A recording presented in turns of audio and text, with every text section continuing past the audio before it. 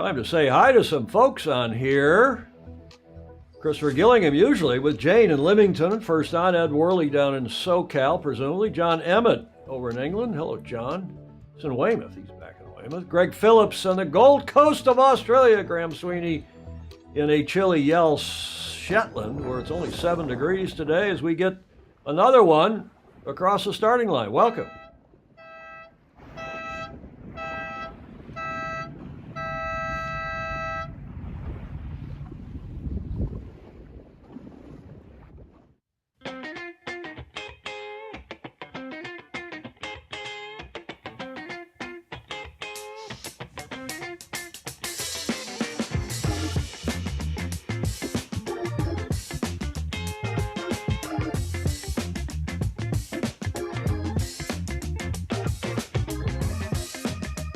Everybody, and welcome to show number 618.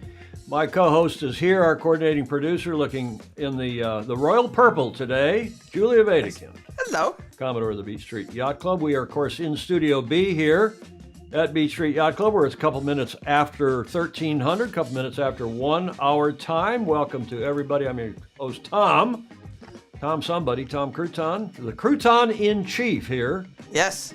At the Beach Street Yacht Club. And for this show, thank you for joining us. And who else is on, Julie, just to say hi? We've got Luca Craig on from Auckland. The big news, of course, from Auckland today, we're going to run Jim Farmer's interview that was Tuesday night on News Talk ZB. Very interesting talk, by the way. Gordon Smith saying hi from Denmark. Monica Diaz is on in the home of the America's Cup, Spain. Not New Zealand. Julie Aaron's on in warm and sunny Cleveland. And who else? Jonathan Frank down in Galveston. Oh, Galveston. Get him on the show live to sing for us sometime. The bass player and crooner that he is. Loving the color coordination, Julia Vatican. Yeah, that's a beautiful scarf with that dress. Yes, thank you. I've never worn it before. It looks great. The color of the camera, telling me if the cameras don't look. We worked hard on that over the weekend to try to get everything color balanced properly. And Julie, you have a nice tan, I see. It's been out in the sun. Yes. Okay, enough of all this. Let's carry on here. I think you know who we are. I can take away those credits. Let's get on with just hoping that you all had a great Mother's Day. Those of you who celebrated, we dedicated Friday's show, because Mother's Day, of course, was Sunday. We dedicated to my beloved mother. And Julia, she called immediately after the show. She was watching. She didn't put a comment in, but remember, she called us on Friday. Oh, good, yeah. Immediately after the show. Mom, we really appreciated your checking in. She's, closing in on 90 and has her good days and not so good days, but she's doing very well these days, and we appreciate her watching the show. And all mothers everywhere, sailing moms particularly, everywhere, and even those of you who aren't moms but are mothers. My mother didn't appreciate that. She thought, you think that's a finger wave? It depends. Mother. Depends on how old you are. Well, it's not a bad expression. In some circles, it is. Well, it's meant to be a bad expression. Happy Mother's Day belatedly if you didn't hear. Now, here's an interesting factoid.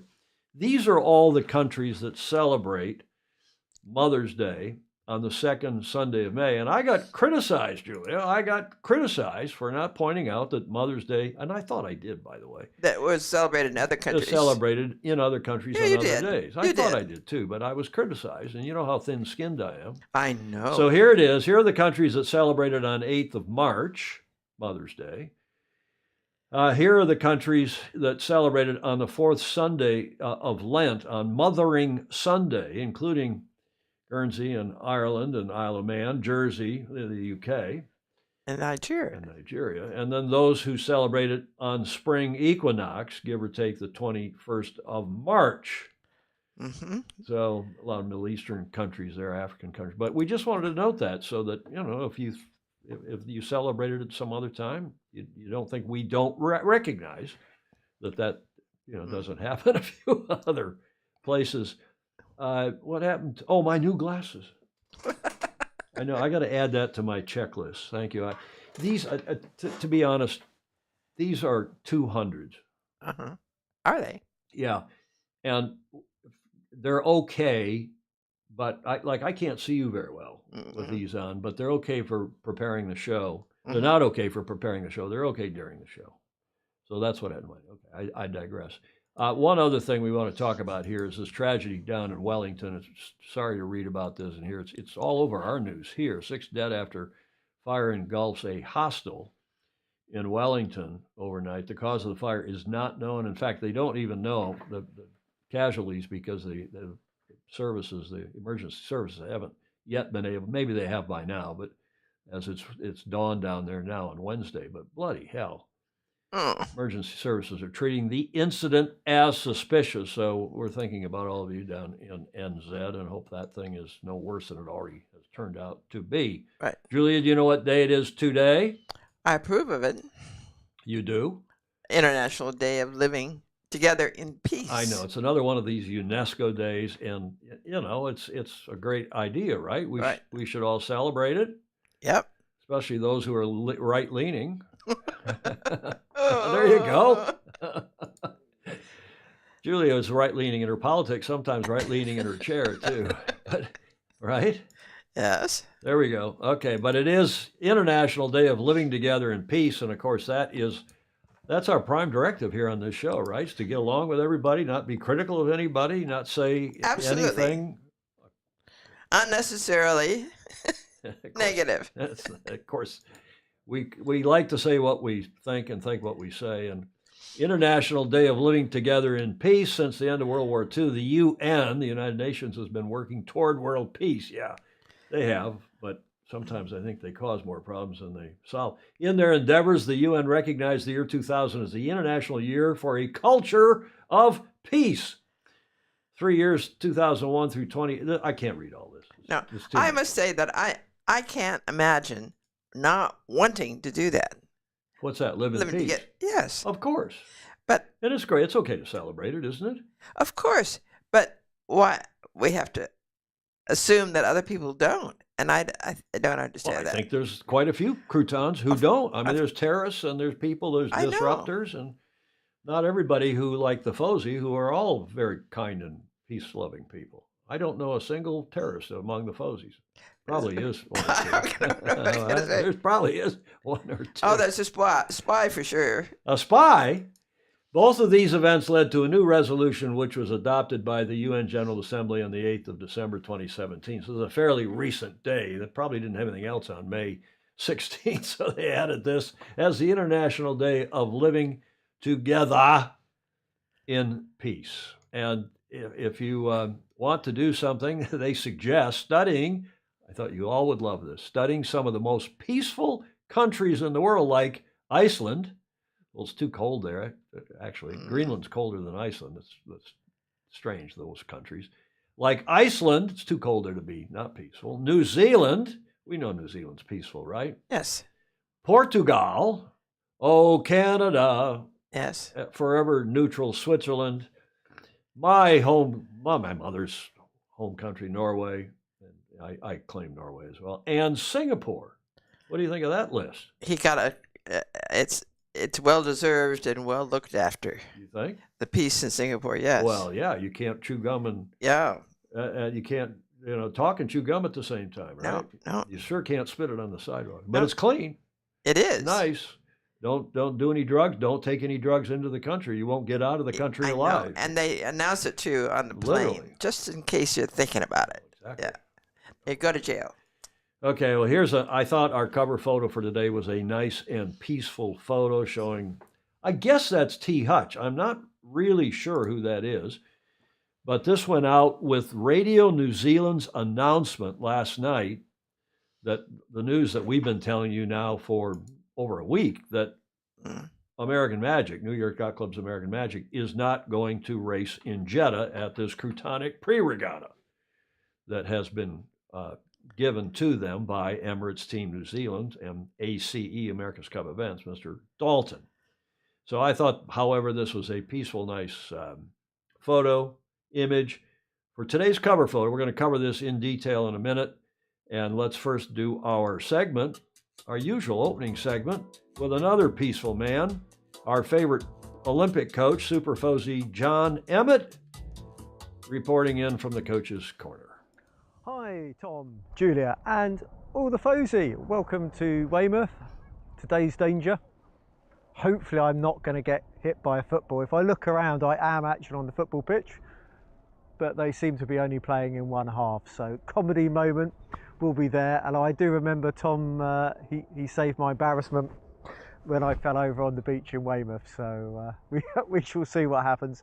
Today I was going to talk a little bit about one of the most important things, which is participation, because it's not just about having, you know, thousands of British people or whatever sailing. It's about getting sailing as a sport across the world, grassroots levels, clubs and classes, and ultimately Olympic participation, which, as you're probably more than aware, is one of the things I'm highly involved with. I just love doing both ends of the sport, grassroots, so going to be looking at Castle Cove cadets this weekend, and at the same time having meetings, you know, about Olympic qualifications. Key event this year, The Hague, and the Emerging Nations programme is a very important thing. And how do you help so many people? I mean, 32 ILCA sailors, that's a lot for any coach.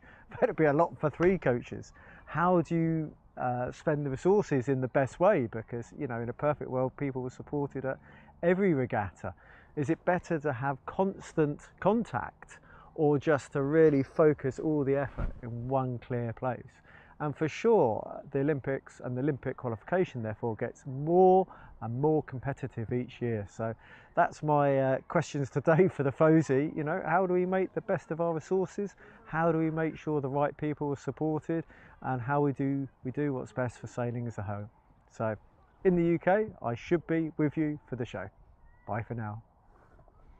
John Emmett, our esteemed Olympic coach and dear friend by now, although I've still never met him in person.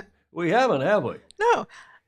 I love his attitude. Well, he's all perky today. Smile, he's all yeah. smiley, and Yeah. he said in the comments that he thinks he needs to change that opening, that picture that I use in the opening. John Emmett sailing, get to the front of the fleet. Lily's home. Lily is, maybe that's it.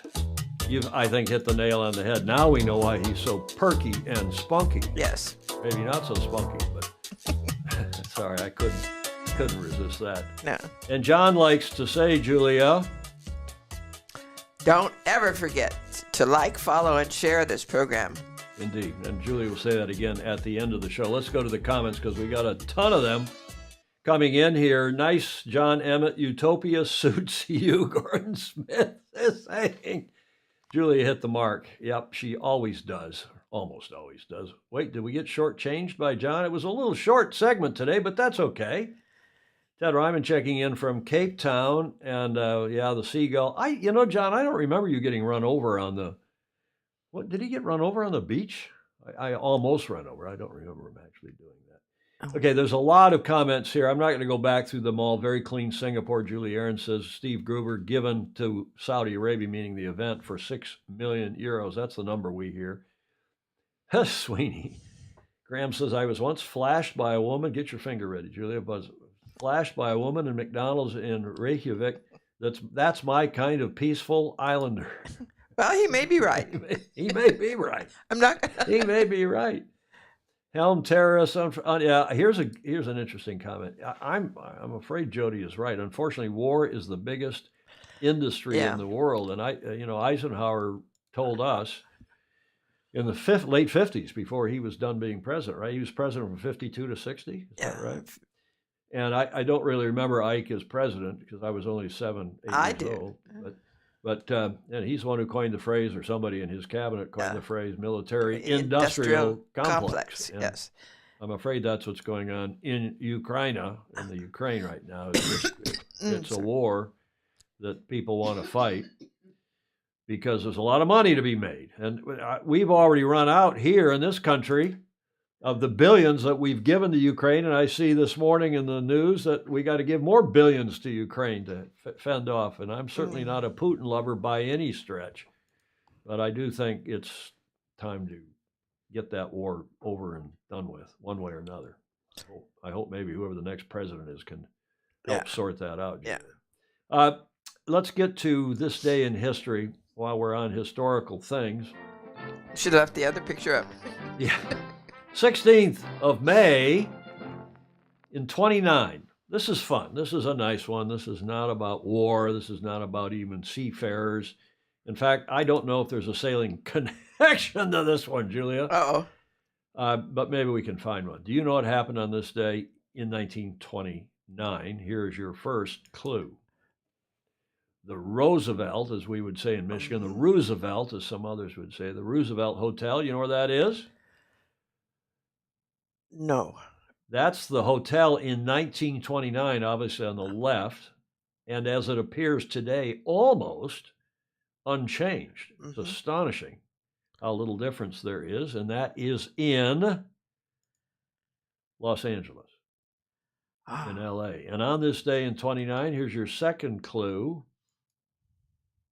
There was a party, there was a dinner, it lasted, it was part of an awards ceremony. It was the first ever Oscars. Oscars, the first Academy Awards ceremony presented by the Academy of Motion Picture Arts and Sciences and hosted by then President Douglas Fairbanks, I guess Sr., and honored the best films from the previous couple of years, 1st of August 27 through 31 July 28, and took place on this day, 1929, at a private dinner held at the Hollywood Roosevelt Hotel in LA. Tickets cost $5. $5.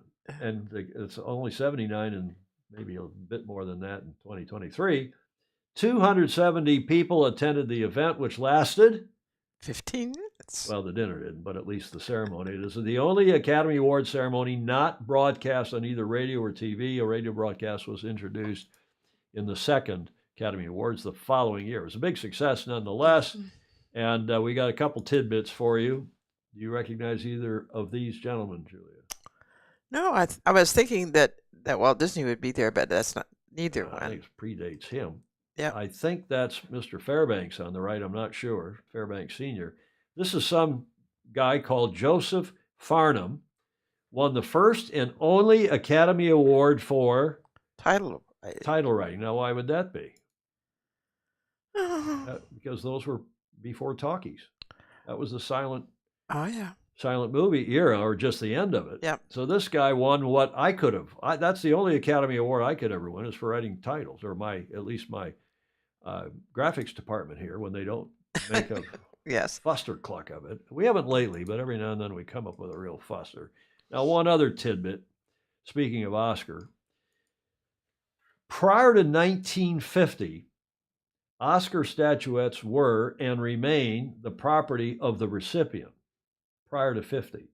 Since then, statuettes have been legally encumbered by the requirement that the statuette be first offered for sale back to the Academy for US $1. If a winner refuses to agree to the stipulation, then the Academy keeps the statuette. Academy Awards predating this agreement have been sold in public auctions and private deals for six-figure sums. Yeah, I've heard that. Now, which, is, tell me, how are you going to enforce this? You win an Academy Award, right? Right. You, in 20 or 30 years, pass on. And now your estate has that. Maybe you give it to me, or to the Beach Street Yacht Club. Right. Or to the St. Francis Yacht Club to put in their trophy case. Right. And then somehow it ends up in the hands of Stingray up in Seattle, because he came down and gave somebody a pile of money. Yeah. Who's ever going to know? How are they going to enforce that? What are they then going to do? They're going to come after you? You're gone.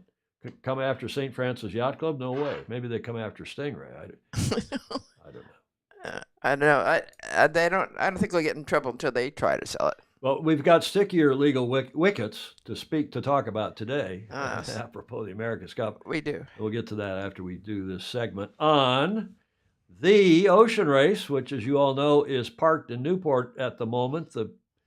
We'll tell you at the end of this segment, but their inshore race, in-port race as they call it, is on Saturday the 20th, and then the start is Sunday afternoon, the 21st. Meanwhile, a couple days ago, they opened the Village.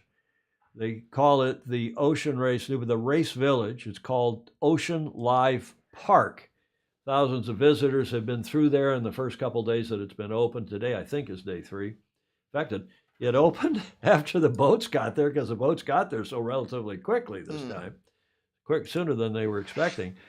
And Ocean Live Park kicked off the 9-day festival I believe 2 days ago, with a parade earlier this week anyway. Music, entertainment, and a warm welcome from the Ocean State, which, as you probably know, Julie, is what Newport, Rhode Island, is called. Mhm. What do we call California? The Golden State. The Golden State, or it used to be the Golden State. It still is. Still is. Altogether, the Ocean Race Newport's family-friendly festival, which is free, by the way, is created to celebrate the Ocean State's only stopover in North America, the state of Rhode Island, and to inform and inspire ocean health. This is a typical scene there. This is looking to the east. That's the downtown in the background there, the downtown Newport. That's out on Fort Adams, where the boats are tied up there at that big, fairly new dock, magnificent dock. And a typical day today, the schedule is opening at 11, and they carry on exploration zone and thumb yachting demo. I'm not sure what that is. And then there's usually an evening activity, sometimes a film. They had a film show the other day from 11th Hour Racing. The Audrain Classic Car Exhibition going on all day. And Sail Newport doing a really nice thing. You see there at noon today, from noon to 5, weather permitting, Sail Newport is running a tri-sailing day, which I think is very cool indeed. And a way to introduce oneself and get introduced to sailing for free. Ocean Live Park closes at 7. That goes through the weekend, goes through Sunday when the race, as I mentioned a minute ago, starts. Now, how about an update on Wholesome PRB? Their mast is now in Newport. The boat is still en route. They hope to get it there tomorrow. Kevin Escoffier, the skipper, is well aware that the timing is tight and that no setbacks can occur in the meticulously planned logistics. Oh, yeah, it's got to be. Andrew Pindar, I'm sure, in fact, I think Andrew's there. The good news of the week for Wholesome PRB is the retrieval of the new mast from Lorient, and it's there. It's at the shipyard in Newport. I've seen pictures of it, but I didn't stick them in this show. It arrived on American soil last Wednesday, and it's a big deal to put one of those masts together. You got to put all the halyards and it's just a tube, and they got to put all the stuff on. I don't know if it's new stuff, old stuff from the other mast or what. I don't know how they would have gotten to Newport, but maybe they got it to Newport already. So there's an expert team working to fully equip that mast, and that's been underway for the better part of a week now. The Imoca boat is still aboard a cargo ship expected to reach Newport tomorrow. The team will then only have 4 days to prepare for the race, the import race, and then the start on Sunday. The challenge remains achievable, and the energy of each team member is fully dedicated to this objective. I bet it is. I'm sure it is too. Now, remember, too, we told you on Friday that Kevin Escoffier is going to be joined in the crew for Leg 5 because they're just a point ahead now of the second and third place teams and trying to hold on to their lead. Charles Caudrelier is joining them. He, a former winner of the race, and along with Sam, Abby, and Jan, they will be much better, presumably, by the addition of Caudrelier, who is a real veteran ocean racer, to say nothing. I mentioned a former winner of this race. So then you will ask, well, what's going on with Guillot Team Environment? They've made it to Halifax, and we have the video.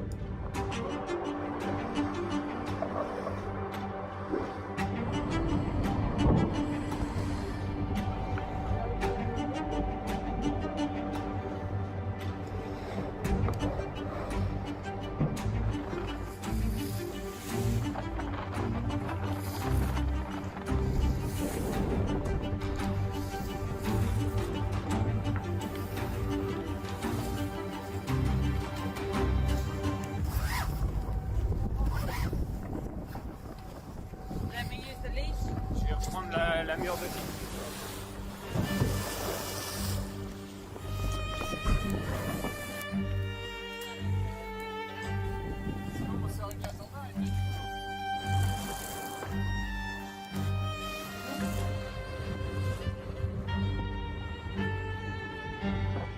We have called all the boats we cross, so fishing boats, cargo boats, and finally we have found one great captain, Ibrahim, who helped us. Yeah, exactly. We are 5 on board, and we need a gazelle. We have no gazelle, so we can't use the engine.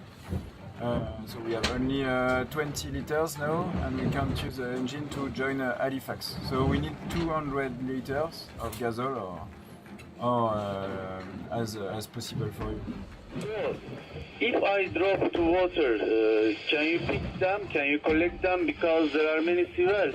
I cannot make maneuvers to you. So, if I drop some diesel in bottles, so can you collect them? Yes, for sure we can collect them. We have already 15 liters of diesel on board, so we can use the engine for 1 hour. So you have stopped the boat for us and prepare 100 liters of fuel. Yeah, that's perfect for us. You can drop it now.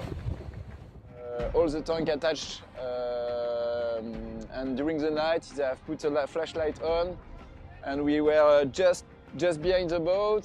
We take it out from the water in the boat.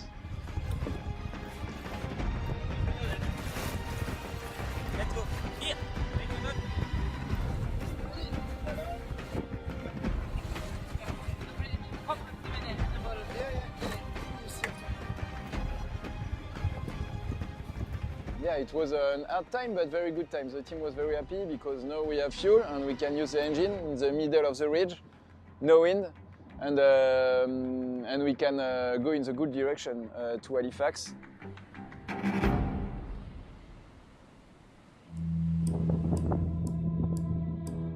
Yes, we arrived yesterday. We have a nice welcoming by the team, so we are very happy to see everybody here in Halifax. So we are in the wrong place, but we are very happy to be here with the boat and safe.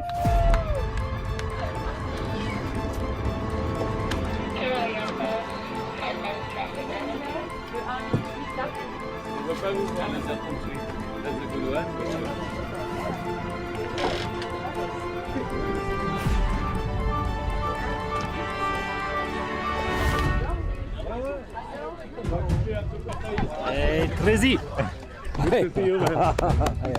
Pas au bon endroit, mais. Mon cubis. Merci d'être là, c'est plaisir. Coucou.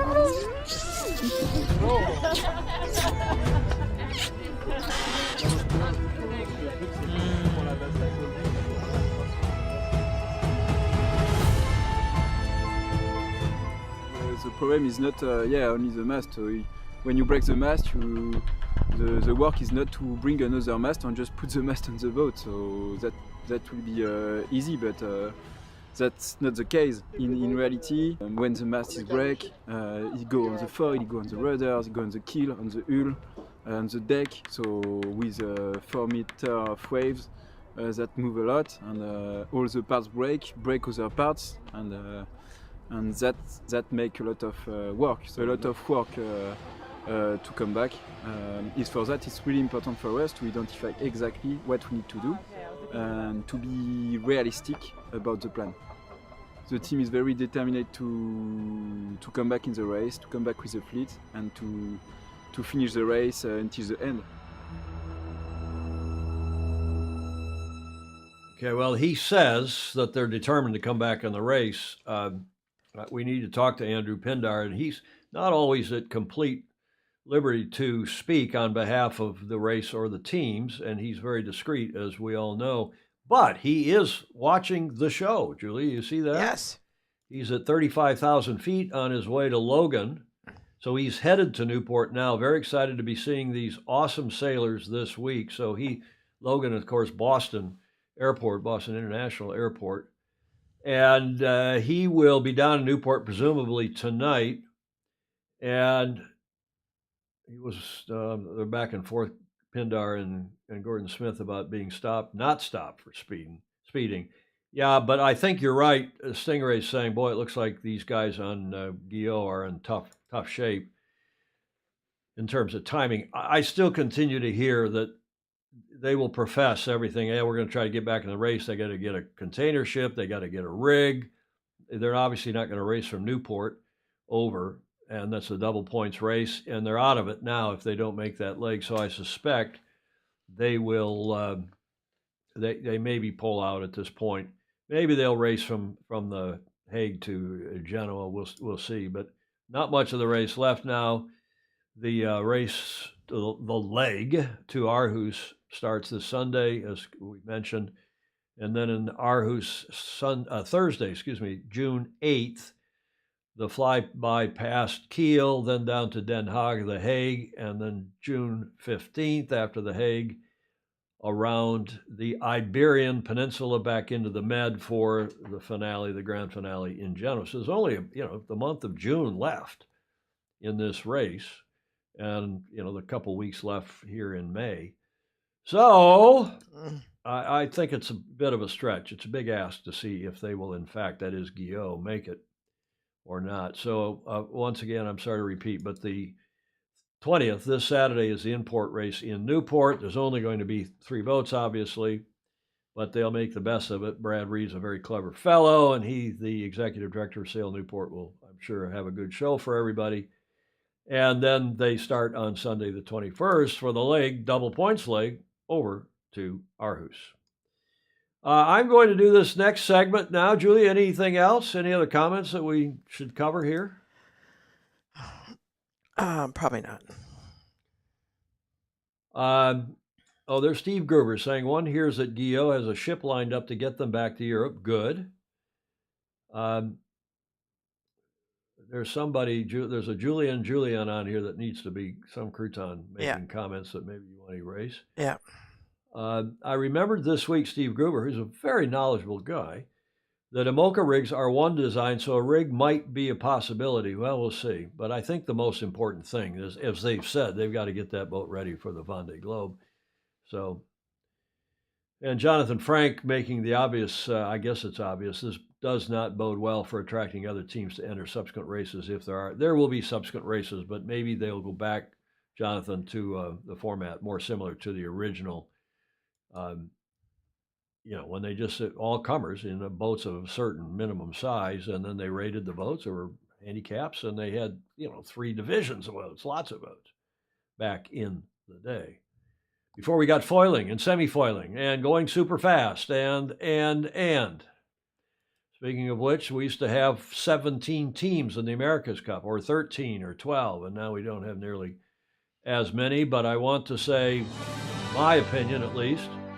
We'll ask you at the end of this segment what the rest of you think. Bravo Zulu, as you probably saw in the show notes, to everyone who is pushing back against this croutonic event in Jeddah, in the Kingdom of Saudi Arabia. As we told you now for over a week, we were hearing that American Magic was not going to go to that event, and indeed that has been made official by media reports, to whom the General Counsel, Luis Saenz from American Magic, has given quotes, and the Commodore of New York Yacht Club as well given reports to Radio New Zealand and to others, stuff.co.nz, and indeed the New Zealand Herald.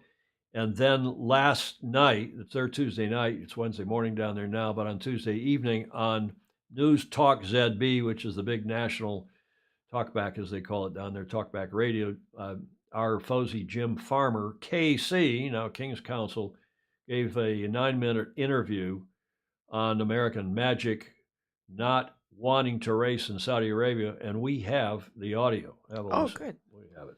You're listening to the Sports Talk Podcast with Darcy Waldegrave from News Talk ZB.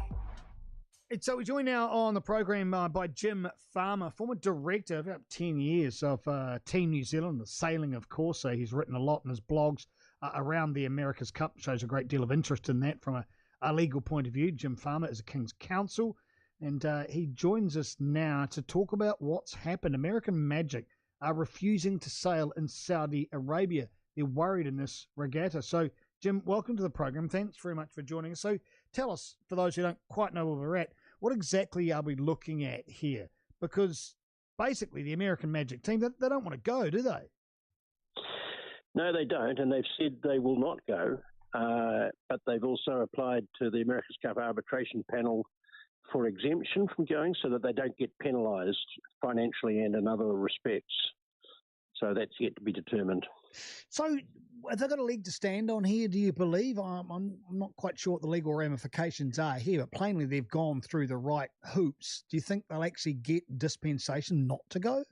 Yes, I think they will, because under the America's Cup protocol, teams are responsible for their own safety, and they are required to make their own safety decisions. And American Magic has, I think quite rightly, decided that it is an unsafe place to go for America's Cup event, called America's Cup, because of the terrorism, because of the bombings and so on that have been going on there, and because of the general antipathy towards Americans by the Saudis.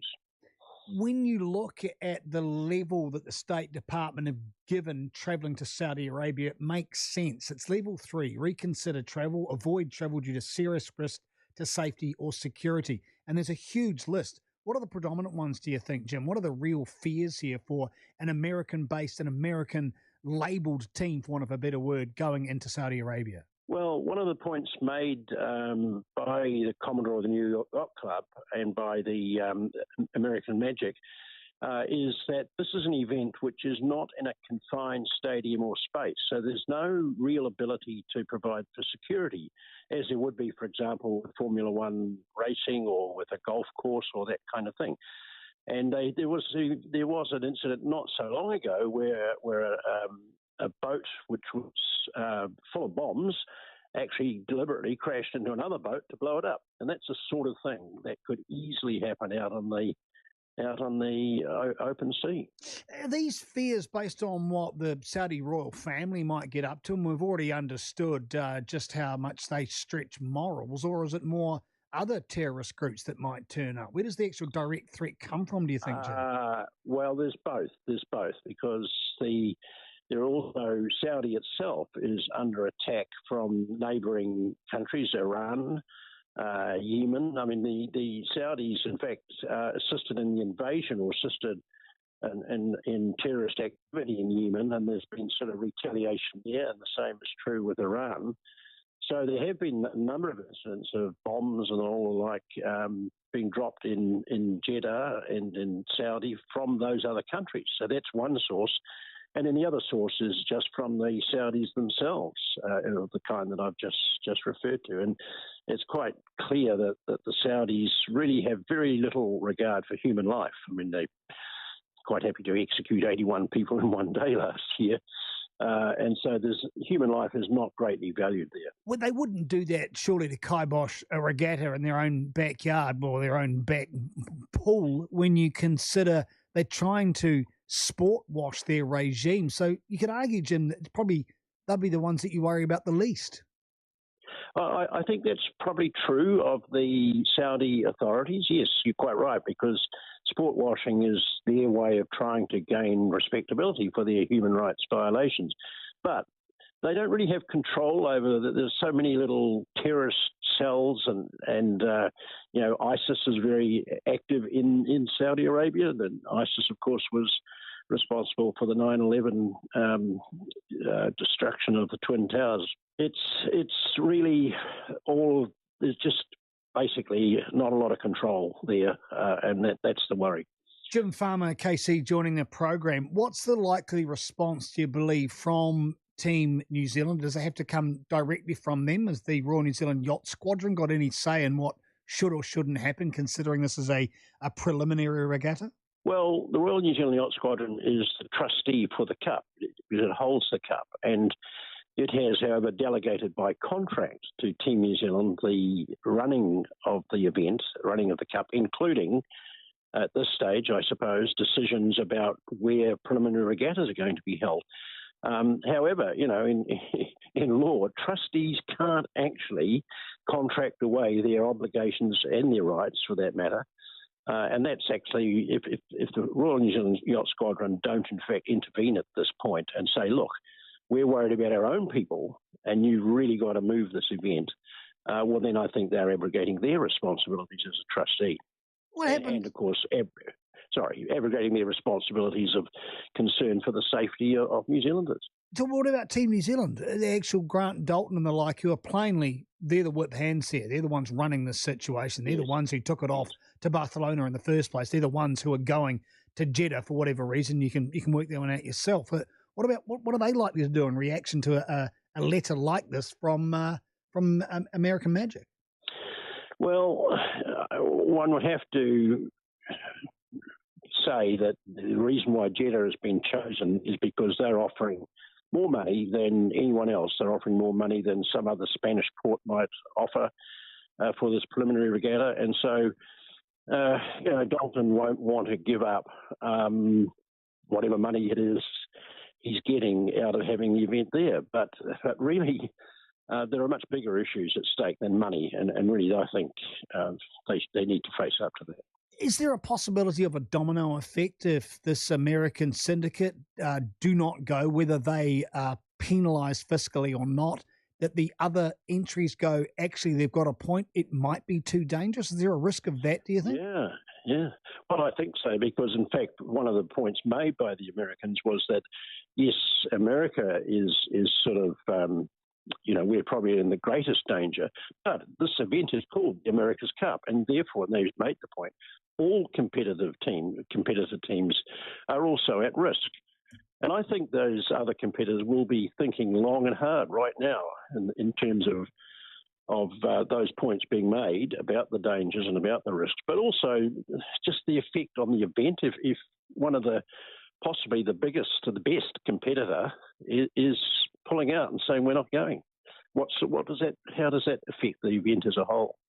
What about liability? If something does go wrong, and no one wishes that on anyone, but if there is a problem, there is a loss of life, there is an attack, where does that sit? Does that sit with the Royal New Zealand Yacht Squadron or with Team New Zealand? How does that get looked at?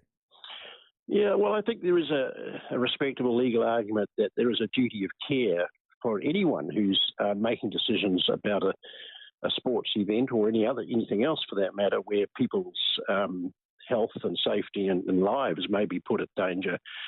And I mean, you don't need to be too smart to work out that Jeddah is a potentially very dangerous place. And I think Team New Zealand and the Royal New Zealand Yacht Squadron ultimately do have a responsibility not to put on events where people's lives are put at danger. So yes, there's potential here for legal liability for sure.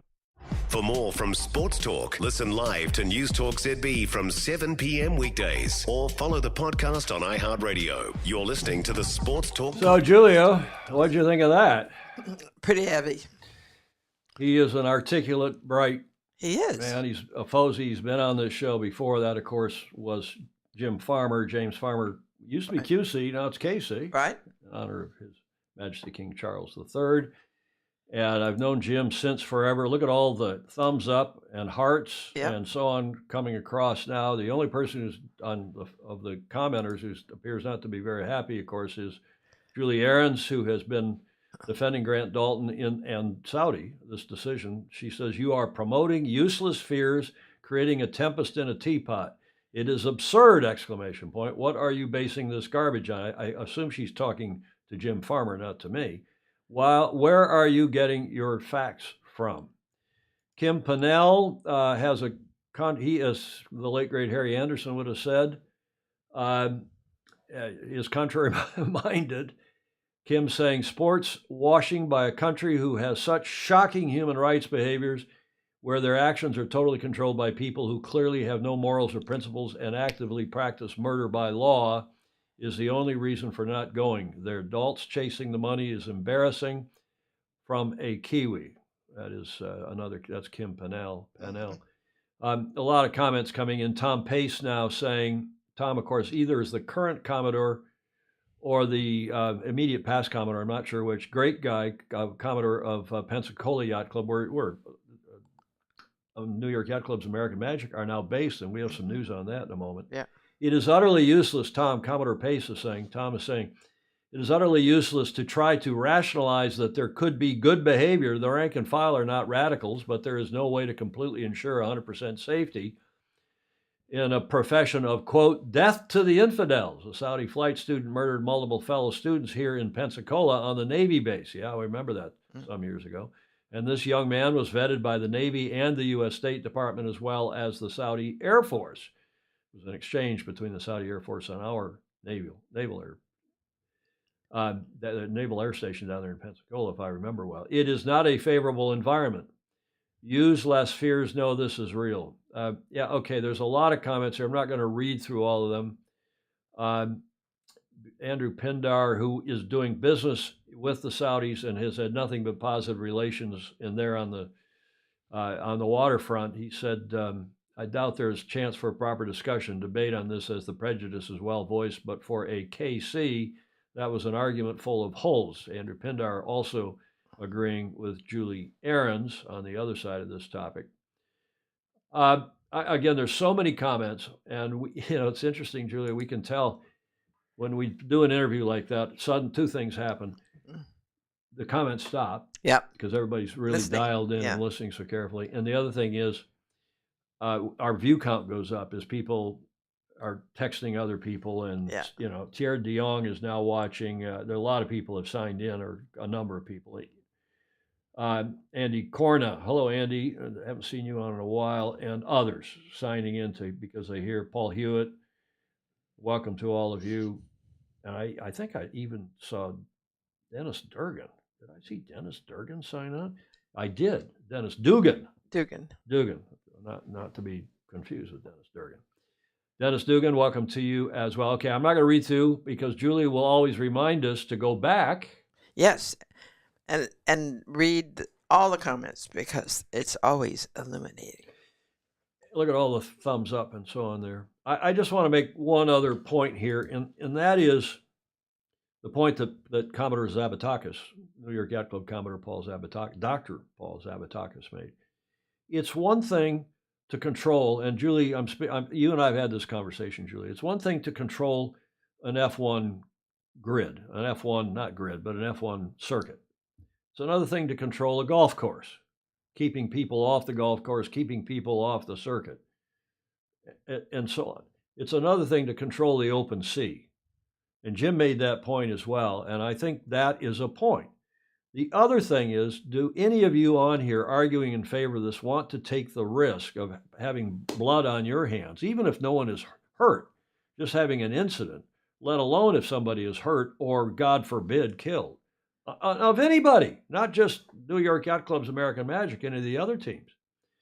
So it's better late than not. Thierry de Jong is saying, what's wrong with Colliery? Well, there wasn't enough money on offer in Colliery, Stingray. And that was sad because we thought they were going to go to Colliery too. And this is the problem with going to countries that don't have a team. Go to countries that have teams. Yeah. And promote the team. Go to Italy. Go to, especially Colliery and down there in Sardinia, where Luna Rossa Prada Pirelli is based.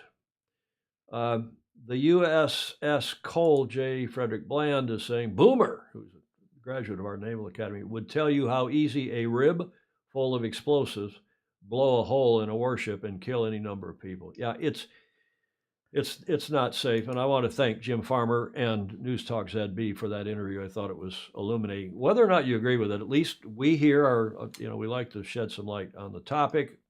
And we also do that with our, at this stage, a little more lighthearted, correct or croutonic, because, and I'm not asking if you think that American Magic, by not going, you can say if you think they're correct or croutonic by not going, but I think we have a pretty good idea of what you think. Here's what I want to ask you. Is this our panel, all of whom I know and have known for years? In fact, I was thinking this morning, Julie, I may, along with Hamish Ross, I may have been responsible for all of them being on the our panel originally. Because they were judges. Because they were judges that I brought into the America's Cup, certainly Brian Willis.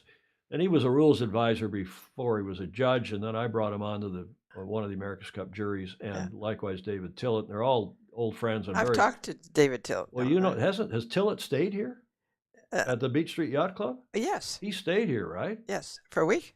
I think he stayed here when he was judging at St. Francis or something. Mm-hmm. Well, these guys are... The first time he ever judged. Say that again? It was the first time he'd ever judged. Been a judge? Uh-huh. Well, he must have been a judge, a local judge down in Australia at least. Maybe, but not on the big circuit. How did you judge him when he came here, staying at the guest room? He was a nice. He was terrific, actually. Charming. Yeah. He is. And Graham McKenzie was a former law partner, Bell and Gully, of Hamish Ross's, and Hamish talked me into putting Graham onto, or agreeing to put Graham on when it was Olingi versus Oracle Team USA way back in 2007, and Graham's been there ever since. Quid pro quo was that we'd also put Cy Gillette, the American, the late great American from Hawaii, but I digress as usual. Again, this is Graham McKenzie on the left, David Tillett and Brian Willis, who have this thorny issue now well and truly in their hands. Now, here's what I'm hearing. I haven't talked to any of them. They wouldn't tell me anything even if I was in touch with them, which I am not. They don't want, this is a hot potato, which they would like to offload, I am sure, as quickly as possible. And one hears, and I get criticized on Sailing Anarchy for using Tom Hearsay Eamon or one hears Eamon. But you know what? I've been wrong very often, and I'm not wrong about this one either, I don't think. They're trying to talk to the other teams, to talk some sense into all of them collectively, and to go talk to Mr. Dalton and the Royal New Zealand Yacht Squadron to come to some kind of a collective sense. Either to say to New York Yacht Club, American Magic, you know what, if you don't go, okay. What are the consequences of not going? Well, under the protocol, they do have to pay, it says in the protocol, the event fee, which I don't know if it's $1 million or give or take. And it wouldn't surprise me at all if the teams and the R panel all came back and even Mr. Dalton said, well, you know what, all things considered, if they don't go, we're not going to give them points penalty or disqualify them, or we're just going to ask that they pay their fee that they would have otherwise had to pay had they gone. Maybe a reasonable compromise.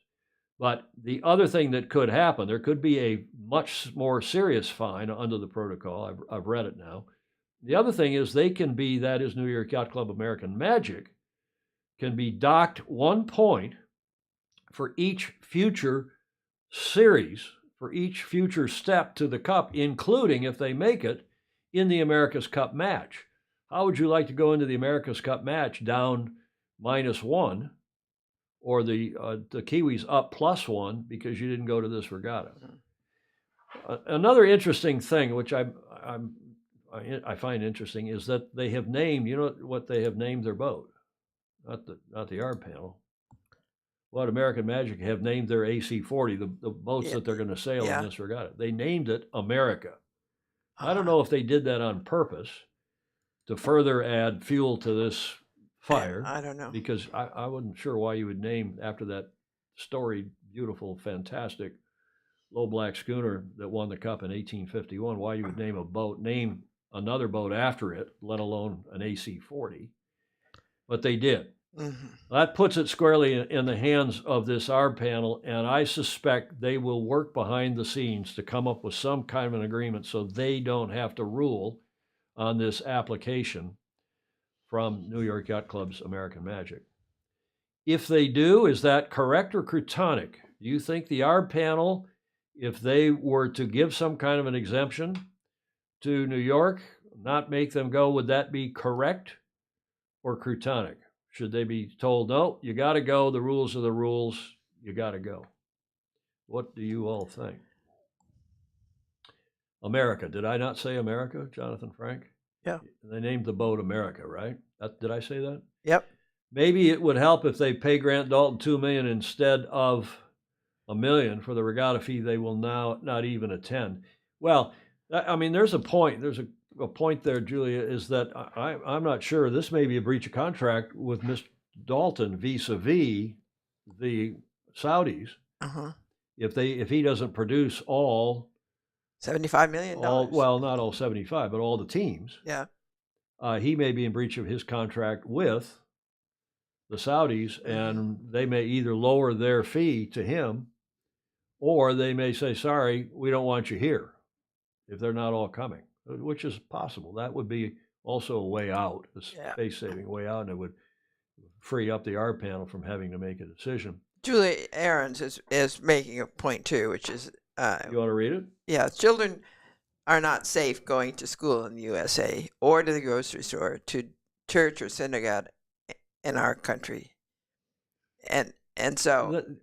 Do you agree with that? I agree with it, but I don't think it's an overriding principle in the decision. There are there people aren't safe in a hostel in Wellington, New Zealand. There Right. aren't people, and talking about Cleveland, there are Right. people who are not, we're not safe sitting here Nope. at the Beach Street Yacht Club. Now, the No. chances of anything happening, knock on wood, but No. the chances of something happening, you have to weigh the Much risk rewards, less. Julie, Yeah. and you go to Saudi Arabia with a boat named America and a team named American Magic competing for the America's Cup I agree. Well, I from agree New with that. York, where 17 of the 2021 hijackers, the 2001 hijackers were Saudis, and the Big Cheese was. I agree with it, but we have to just acknowledge that there is danger everywhere. And J. Frederick Bland is saying Julie's comparison is not valid. Yeah. I suspect all the teams hate the pre-regatta and the one design AC40. It's good to go racing, but could you do design testing instead? Well, it'll be interesting to see how this plays out. I don't see very many of you thinking that it's wrong for the ARB panel. Kim Pennell says correct. Greg Phillips saying correct, no penalty. Alex Hayworth saying Dalton doesn't do compromise. This stuff is happening because RNZ aren't acting in trust, and RYS Limited is a weak yacht club. Yeah, well, that is sadly true. Another point that has been made, one or two of you made, apropos the ARB panel, and that is and this was made in the Sailing Anarchy forum as well. And thanks, Stingray, for helping me see some of those comments. One of the points is that, remember, Justice Kornreich, back in the lead up to 2010, when Alinghi when SNG, Société Nautique Genève, wanted to run that event in Ras Al Khaimah in the UAE, one of the Emirates up in the kind of the northeast corner of the UAE. And she was of the Jewish faith. She was a judge in New York, and we were there arguing about when and where it should happen. And she ruled from the bench, and it was it was, as the lawyers would say, it was dicta. It was just, she said offhand, it really has no bearing in the future, including I don't think on this case. But she said, I don't think Ras Al Khaimah, because of their human rights issues, is not a deed compliant venue. Mm-hmm. They do not allow Jewish people, she said from at the time, into the country, and they also discriminate and yada yada human rights issues. She didn't go into that length, but I'm now paraphrasing. And she right there from the bench. I don't think that applies to this one. I think it puts additional pressure on our friends on the panel, though, to think about what happened leading up to 2010. And I'm confident these three wise men will come to a proper decision. I think that's true, too. I think they will come to a proper decision. And I think if I asked you, correct or Crutonic, if they will come to the right decision, I think most of you would hopefully agree. Ed Worley, one last comment. How much dollars is being bled off the teams from the mandate to buy AC40s? Well, again, as some of you said, they all agreed. They knew going in that this was going to be a requirement, that they have to buy AC40s. They're going to have to put a team in for the youth and the women's. And, this is stuff that I think is good. And I think the AC40s will hopefully be okay. But as I'm afraid that Mr. Dalton, vis-a-vis the Royal New Zealand Yacht Squadron, I think they've got a problem as between them. And it wouldn't surprise me that maybe this panel also puts a little quiet pressure on the Royal New Zealand Yacht Squadron, who in turn puts some pressure on Mr. Dalton. Because after all, the buck does stop at the RNZ. And just imagine, as you heard Jim Farmer say on that interview, the contingent liability if there is a problem in Saudi Arabia, which again, I submit, Julie Ahrens, with all due respect, I think the chances of something bad happening in Saudi Arabia, given their track record, Jamal Khashoggi notwithstanding, given their track record in general, is, and not even the Saudis, as Jim Farmer also said, maybe not the Saudis, maybe it's Iran, maybe it's some other croutons. You can't control and police everybody, especially out on the water. How big is the Saudi Navy? I don't think it's very big. Okay, anything else that we have to carry on? Ainsley wasn't in favor of Jeddah as a main event either. Yes, I think that's right. Baton Rouge, Baton Kennon, and Charleston is saying, I think the issue is the mission of our purpose of the AC40s is in conflict to Jeddah. End of the story. End of story. Didn't the Brits play a big role in creation of these 40s? Maybe more so than NZ. Where are the Brits on this? I think the Brits are in a tough situation. By the way, one hears, because some of you pointed out in the protocol, that New York Yacht Club had to go to CORD, Challenge of Record / Defender, before they went to the R panel as a matter of procedure. And one hears they did do that. And CORD, that is the Royal Yacht Squadron, and the Defender, ostensibly Royal New Zealand, but I think Daltz calls the shots for Cord as well. And I think the Brits are in a real tough place here. I think Ben Ainslie doesn't want to go. He said they didn't want to go for the event, and we'll see how this plays out. I think the R panel are smart. I think they have a lot of leverage, and let's hope that they somehow manage this. And I think they will. I do too, Julia. I do too. And I don't think it's just you and I being optimistic, is it?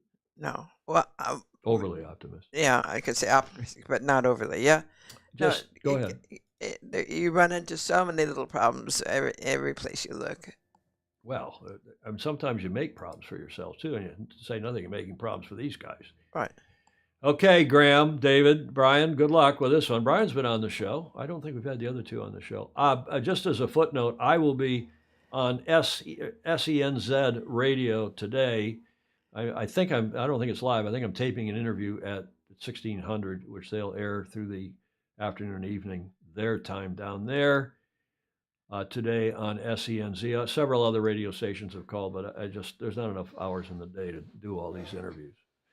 But I will do this one. Those of you, particularly Kiwis, who might be listening on your SENZ later today.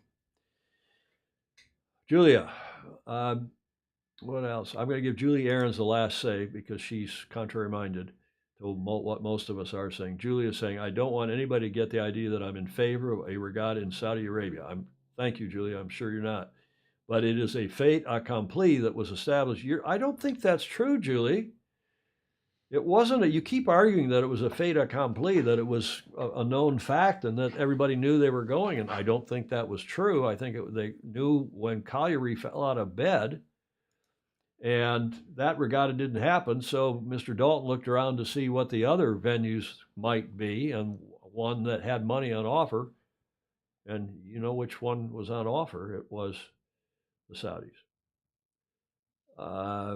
If the Gig Troll, there's a new name. Welcome, Gig Troll. If the panel rules against the vet event completely, does Dalton have to comply?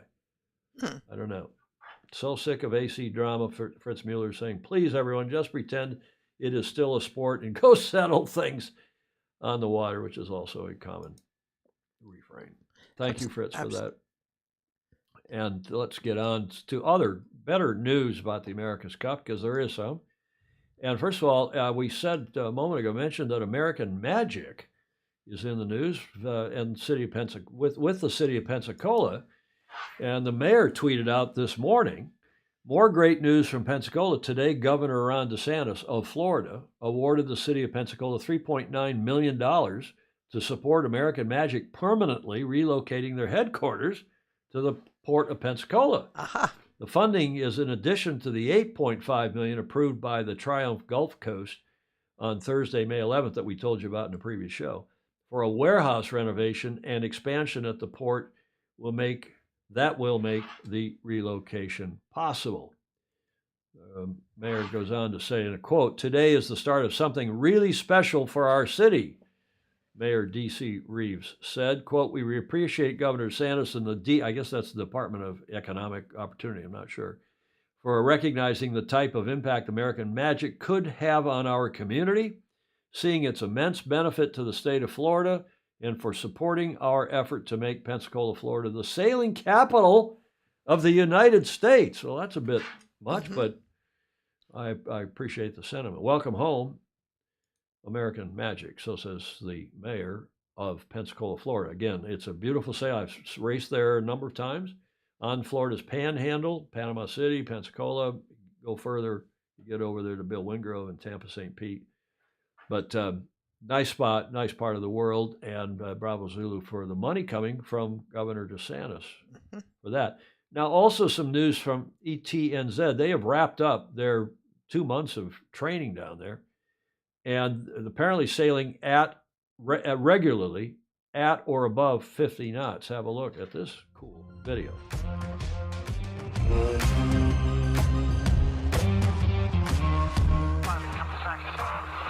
Yeah, it's definitely easing off everywhere pretty quick. I guess if you want to stay with it, we could bear away and catch it for a little while.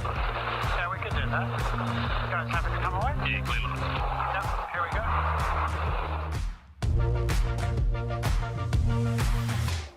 Yeah, it looks like we'll get back into it a little bit more, but it doesn't look to be into the 20s too much, I think. Pressing to the build now, 39. Coming? Nice. Should come quick down here. Anytime. 3, 2, 1, forward down.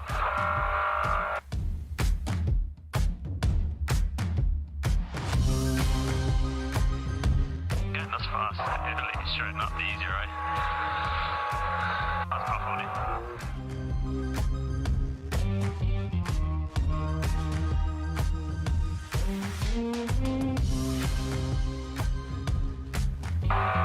Okay, good to get back. Okay, 2, 1, forward down. Yeah, good Pete.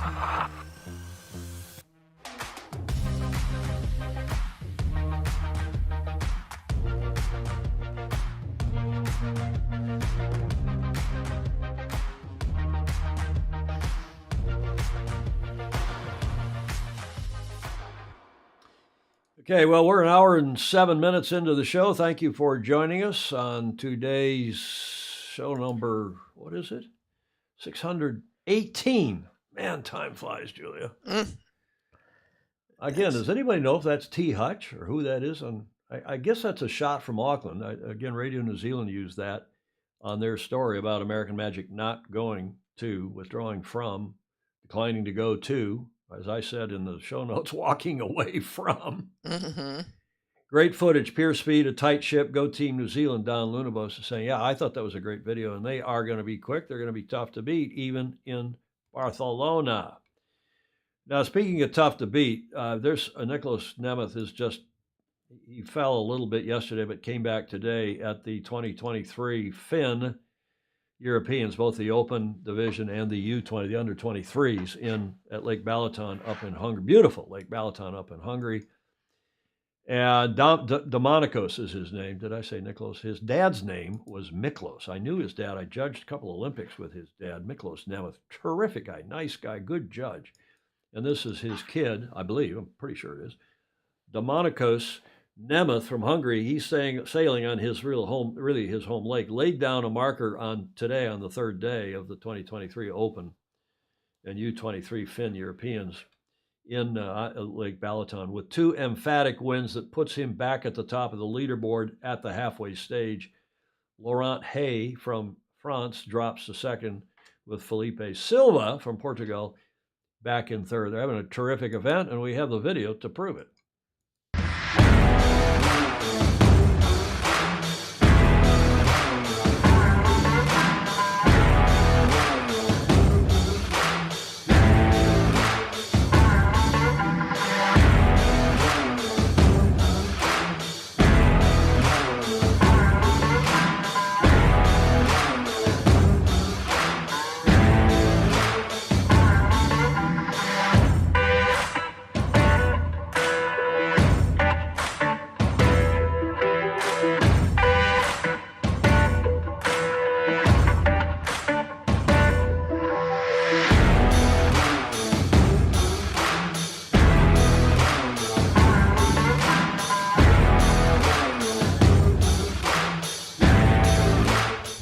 In Hungary, Lake Balaton, Sospak, I think. We're sailing the European Championships of Finn with some special conditions today. Lots and lots of rain. Well, yeah, we had hard conditions, Rob. We couldn't see the marks, but in the end, it was hard for the race officer as well with shifting conditions. But I think he managed to put in 2 nice races. A bit of a struggle. Last event I sailed was the Miami Gold Cup, and after that I had I couldn't sail due to some physical issues, but I'm back at it, and I'm happy to be here and see all these new faces from Eastern Europe, and we have a good time.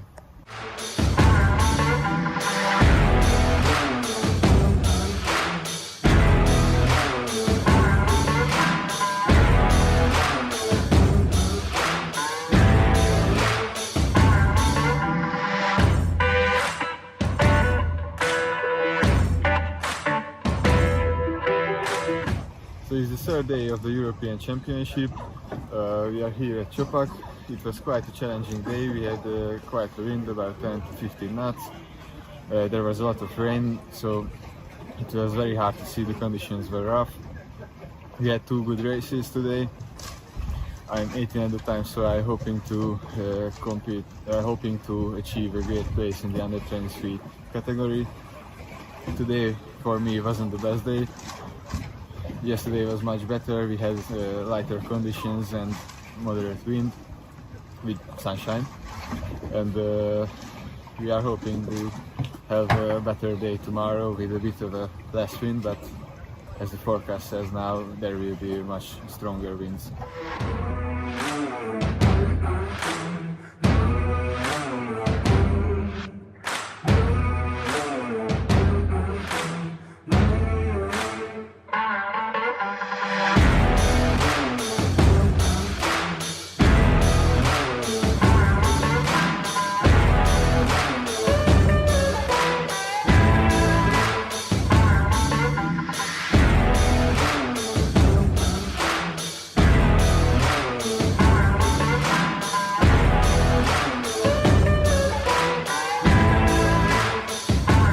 Yes, I love the Finn class, even if the music is a bit.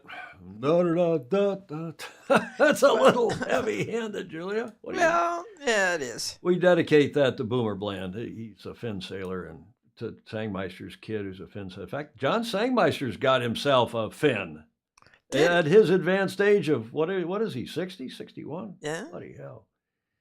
Great class. It is a great class. Jonathan Frank saying, "Awesome racing."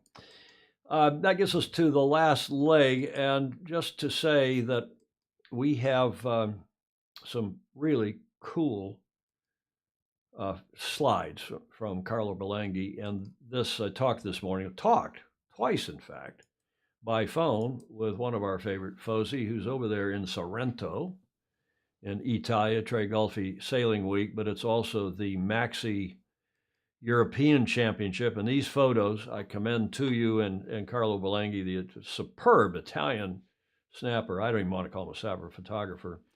And I talked with Andrew McIrvin, Mr. Doctor, who is, of course, the Secretary General of the IMA. He's there trying to adjudicate. They got one boat whose rating is way out of whack. He was telling me it's a 78-footer and it rates like a 60-footer, and they're wiping up. But they just today completed the Round Capri race, and they're obviously in the Bay of Naples and out there to Capri, and it's just a fabulous set of pictures. I commend them to you, Carlo Berlanghi.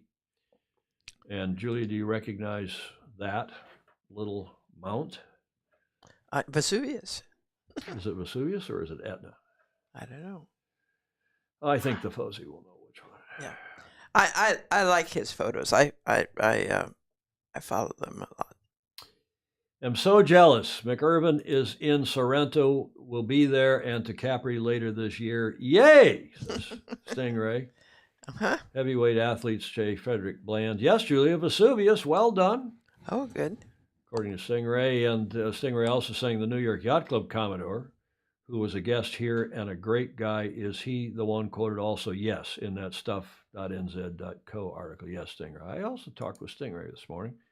You know, he and McIrvin and maybe Pindar, one or two others, are the only people who send me stuff at 11:30, 12 o'clock when I'm in the mad dash of finalizing the show, and I just can't look at all the stuff coming in over the door and under the door. But their stuff I look at because you never know. Because it's always good. I mean, they also know not to distract me with something that's semi-croutonic. Yeah. But this was not croutonic, and thank you, Mr. Dr. Andrew McIrvin. And it looks like they're having a wet and wild regatta in Sorrento. Now, a couple of you were talking in the comments just now about did I miss the writings of our Fozy? I haven't had him on the show in a while. Magnus the Magnificent Wheatley. Right. You see this picture? Yep. He got to sail aboard Te Rehutai in Auckland. Wow. Over the last couple days.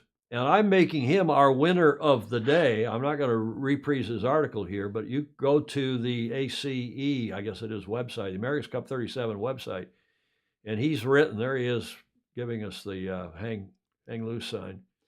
And he wrote, it's great writing. It's one of your favorites. Oh, yes. I do love him as a wordsmith. You love the Brits. Just admit it. Just admit it. Oh, it depends which Brit. Well, he's one that you like, and here he is, Yes. head down here, hunkering in the cockpit. And I do, as several of you mentioned, go back and read his article about getting this sail on Te Rehutai before they wrapped up. I guess today they wrapped up, maybe yesterday.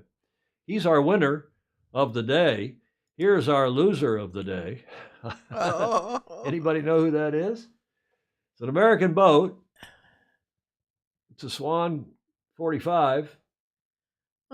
I will not, I know who it is. I'm not going to name them because they may not be happy with me doing that, but you know, we've all been there. Yes. If you sail a big boat in any breeze, very cool ride for Magnus. Apparently, ETNZ will be taking TR also to Barcelona. Smart move. I'm not sure at Stingray. I was reading their materials, and I'm not sure they are taking Te Rehutai to Barcelona, but they are taking their AC40. Magnus, Julie, and Julia agree on at least one thing. Magnus is such a good writer and a swell guy. We agree with that, don't we? Absolutely. Huh? Mm-hmm. Sure, and our loser of the day. Diving it in to windward. Okay. Oh. I could have named a few other people loser of the day, but I thought that was more polite than there was something else that gets us to the finish line. There's only one. There's only one today. Really? Yeah, and Julia, you get your finger ready because it's for Jody. He's on. Jody Shields. Yeah. It's on, and Okay. it is the Testicle Festival. I think that's the drinking code word, by the way, but I don't know. How would I know? The 30th annual is coming up here next month, just a month from tomorrow. And obviously it's in the States, by the way they do the dating, June 17th, Ted Ryman sent this to me and said this is dedicated to Jody Shields. Now, do you know where this is taking place? No. I kid you not. I went on to the internet today to try to, because Ted sent that, Ted Ryman. Yeah. To try to find out where this thing is taking place. There's testicle festivals are going on all over the place. And they're bull riders and rodeos and Yeah. testicle festival. This is in some place called Ashland, Nebraska. Mhm. Mountain oysters, Luca Craig says. Yeah. Exit now, Texas. Thank you. They're getting off now while they can. Julia, you're a witness. Be sure to entertain your friends by referring them to this site. Like, follow, Well, yeah, and share. follow and share it so that you are notified. Do the little notification bell, whether on Facebook or on YouTube, so that when we do go live, you'll get a notification in case you forgot. Comments, those of you watching in replay, we always say comments are welcome, even in replay. Not to pat ourselves on the back any more than we already do. However, we, because the Fozy are so cool and our And around the world. Our audience so well behaved, right? Yeah. This is one of the few shows. I mean, a lot of shows these days don't even allow live comments. Yes. Because people are so, trolls and croutons and so on. We had one troll today, I think, right? But no, we appreciate it. And we appreciate all of you. The only people we appreciate more than the Fozy is Julia, of course. Comments, welcome to even in replay, and help us become a patron. Patreon.com/join/Sailing Illustrated. Give us $1 or $2 or more per month.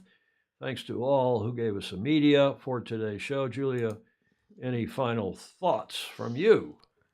No, I think the sport will be have to make some decisions, and they will. Well, I hope you're right. I hope you are right, and I hope you all, thanks for the nice comments, everybody. Hope to see you on Friday. Have a great rest of your week. In the meantime, go sailing. Sail fast, sail safe, and have fun. See you Friday. Ciao for now.